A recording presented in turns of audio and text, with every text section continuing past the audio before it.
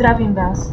Aktuálne máme v prostredí váta podmienky, teda nepríjemný drsný vietor, mraz a chlad. A pritom ešte včera bolo celkom príjemne, aj keď síce hmlisto a vlhko. Ayurveda nám odporúča pri takýchto náhlych zmenách v prostredí takisto veľmi promptne reagovať na tieto zmeny a dorovnávať kvality, ktoré na nás nadmerne pôsobia z prostredia. A to tým, že podmienkám v prostredí hodne prispôsobíme starostlivosť o naše telo. Počas nedávneho teplejšieho a vlhkejšieho obdobia kafa energie naše telá skôr vyžadovali sušiť nadmernú vnútornú vlhkosť, lebo vlahy bolo v prostredí nadmerne veľa. Ale ako náhle sa tieto podmienky zmenili, je chladnejšie a veternejšie, pokračovanie v sušení vlhkosti by bolo pre telo neprínosné a dalo by sa povedať, že až škodlivé.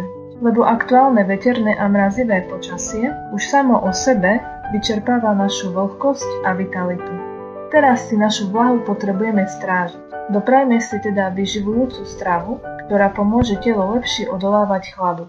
Udržujme sa v teple a dbajme na zahrievanie tela. Veľmi nápomocné nám budú taktiež uzemňujúce aktivity ako dýchové techniky či meditácia, ktoré nám pomôžu ukotviť sa a nájsť stabilitu v tomto rýchlo sa meniacom období.